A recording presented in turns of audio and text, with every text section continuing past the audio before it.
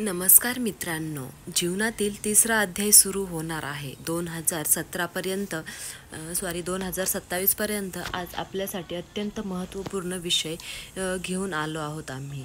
कर्म मोठं की वेळ मोठी?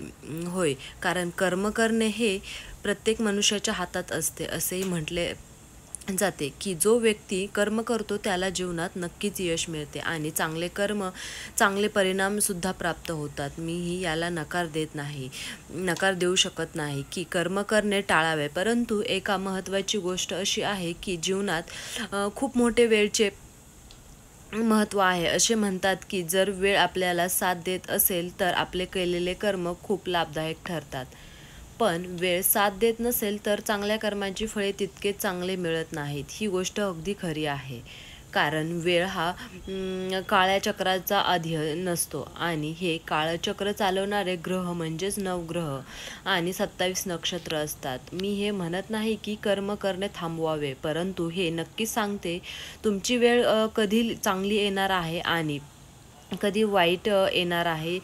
विशेष लक्ष द्या याकडे. माहिती ज्योतिषांच्या माध्यमातून मिळू शकते, म्हणजे जर तुम्ही तुमच्या चांगल्या आणि वाईट काळाची ओळख करून घेतली तर योग्य वेळेवर योग्य कर्म आणि चुकीच्या वेळेस योग्य कर्म तुम्हाला नक्कीच यशस्वी ठरून देतील आणि तुमच्यावर आलेले संकटापासून वाचवेल. म्हणून या पृथ्वीवर, या जगात, या ब्रह्मांडात वेळेपेक्षा बलवान काहीही नाही, हे लक्षात ठेवा. हे सर्वांवर अधिराज्य करतं, मग तो माणूसच सुखी देव, हे अत्यंत महत्त्वपूर्ण आणि सत्य गोष्ट आहे की कुंभराशीतील व्यक्तींना आज माझ्या खास कार्यक्रमात तुमचे स्वागत आहे.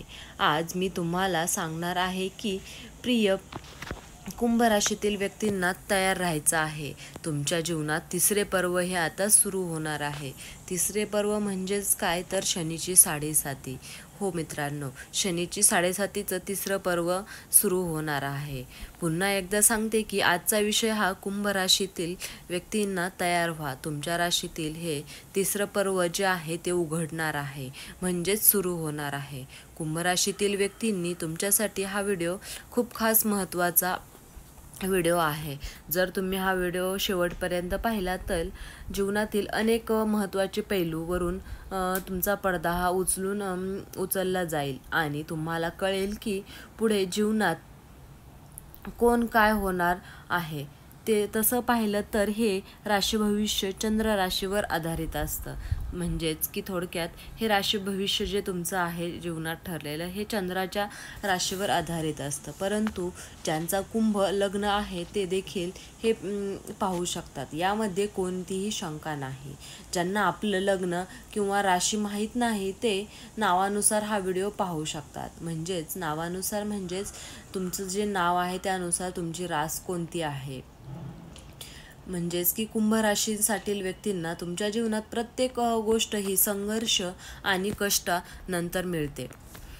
तुमच्या जीवनामध्ये संघर्ष केलं तरच तुम्हाला किंवा कष्ट केलं तरच ती गोष्ट तुम्हाला मिळते. तुम्ही विचार करत असाल की असे का होत असेल, कारण तुमच्या जीवनात ब्रह्मदेवांनी दिलेल्या स्थानामुळे शनिदेवाचा हा प्रभाव कमी असतो आणि त्यामुळे तुमच्या जीवनात संघर्ष अधिक असतो, कष्ट हे अधिक असतं. कुंभ राशीतील व्यक्तींनी आज मी कुंभ राशीच्या व्यक्तींना उघड करणार आहे की तुमच्या जीवनात असे का घडते आणि पुढे काय घडणार आहे. याबरोबर उपायही मी तुम्हाला काही सांगणार आहे. ते उपाय तुम्ही अवश्य करून बघा. त्या उपायाने तुमच्या जीवनातील साडेसातीचा प्रभाव हा कमी होईल. तुमचे जे अडथळे आहेत ते कमी होतील. कुंभ राशीतील व्यक्तींना तो काळ आठवावा जेव्हा तुमच्या जीवनात मोठा बदल होणार होता. 24 जानेवारी 2020 लक्षात ठेवा. हा काळ 24 जानेवारी 2020 रोजी तुमच्या जीवनासाठी जी साडेसाती सुरू झाली होती आणि ही साडेसाती 2027 म्हणजेच वास्तविक 2028पर्यंत चालेल. सध्या तुम्ही अद्यापही शनीच्या साडेसातीचा अनुभव घेत आहात, पण तो क्षण नेहमी लक्षात ठेवा जेव्हा तुमच्या जीवनात शनीची साडेसाती सुरू झाली होती.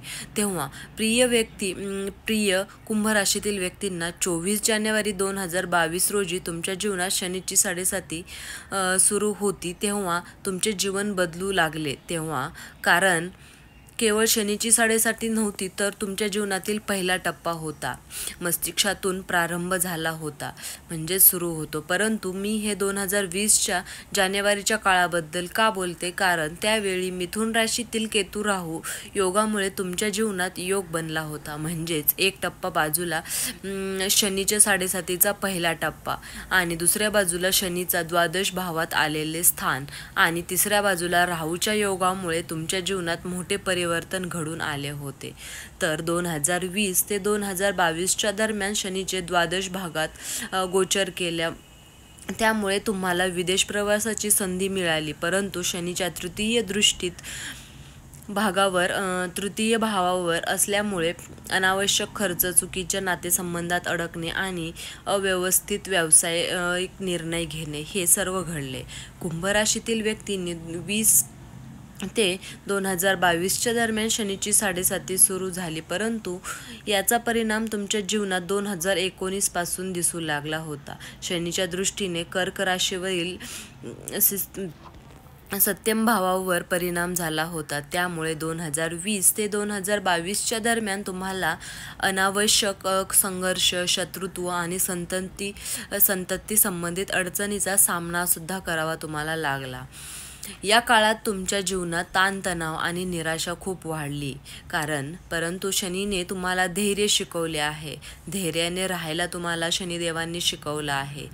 20 ते 2022च्या दरम्यान तुम्हाला धर्म, आपले व परके यातील फरक ओळखायला शिकवला, कारण तुम्ही थोड्या आध्यात्मिक झालात आणि पैसे कसे महत्त्वाचे असतात हे तुम्हाला समजले. शनीच्या साडेसातीच्या दुसऱ्या टप्प्यात म्हणजेच एप्रिल 2022 ते मार्च 2025 29 मार्च ते 2025 तुमच्या जीवनातील आत्मविश्वास वाढला. चुकीच्या नातेसंबंधातून तुम्ही बाहेर पडलात, परंतु शनीच्या तिसऱ्या दृष्टीने भावावर परिणाम झाला. त्यामुळे 2022 ते 2024च्या दरम्यान तुमच्या जीवनात नकारात्मकता वाढली. कुंभ राशीतील व्यक्तींनी आता तुम्ही तिसऱ्या टप्प्यात प्रवेश करणार आहात, जो 29 मार्च 2025 ते 3 जून 2028 पर्यंत असेल. या काळात शनी मीन राशीमध्ये असेल, त्यामुळे तुमच्या जीवनामध्ये सकारात्मक बदल घडून येतील. कुंभ राशीतील व्यक्तींनी तिसरा टप्पा तुमच्या जीवनात मोठे यश आणणार आहे. शनीच्या प्रभावामुळे तुमच्या वाणीतील दोष सुद्धा दूर होतील. आर्थिक स्थिती सुधारेल. तुमचे नातेसंबंध जे आहेत ते बळकट होतील. या काळात तुमच्या जीवनातील विवाह संपुष्टात येतील. न्यायालयीन प्रकरणे मार्गी लागतील आणि मनासारखी नोकरी मिळेल. निगेटिव्हिटी सुद्धा तुमची दूर होणार आहे. तुमच्या जीवनात नवीन ऊर्जा व आत्मविश्वास निर्माण होईल. शनीच्या या तिसऱ्या टप्प्यात तुमचा हरवलेला मान सन्मान सुद्धा तुम्हाला परत मिळणार आहे. समाजात तुमची प्रतिष्ठा सुद्धा वाढणार आहे आणि तुमच्या जीवनात नवीन संधीचा उगम सुद्धा होणार आहे. शनीच्या प्रभावाचा परिणाम अधिक चांगला होण्यासाठी शनिवारच्या दिवशी तुम्हाला पिंपळाच्या झाडाखाली सरसोच्या तेलाचा दिवा लावायचा आहे आणि त्याच्यामध्ये काळे तीळ आणि उडीद घालायचे आहे. दररोज तुम्हाला हनुमान चालीसाचे 5 वेळा पठण करायचं आहे. नित्यनेमाने तुम्हाला हे पठण करायचंच आहे. त्यामुळे तुमची साडेसातीचा जो प्रभाव आहे तो कमी होईल. आणि सोमवारच्या दिवशी शिवलिंगावर तुम्हाला म्हणजेच महादेवाच्या मंदिरात नारळ फोडायचा आहे आणि तुम्हाला पाण्याचा अभिषेक करायचा आहे. तर कुंभ राशीतील व्यक्तींनी तुमच्या जीवनात तिसरे पर्व उघडले आहे. याचा परिणाम तुमच्या जीवनावर काय होईल याची सविस्तर माहिती दिली आहे. तर आशा आहे की दिलेली माहिती उपयुक्त ठरेल. आणि नवीन असाल तर तुम्ही चॅनलला सबस्क्राईब करा आणि व्हिडिओ आवडला असेल तर व्हिडिओला लाईक करा. व्हिडिओ तुम्ही शेवटपर्यंत पाहिल्याबद्दल तुम्हा सर्वांचे मनापासून खूप खूप धन्यवाद. आणि कमेंट बॉक्समध्ये खाली श्री स्वामी समर्थ कमेंट करायला विसरू नका. श्री स्वामी समर्थ. जय जय स्वामी समर्थ.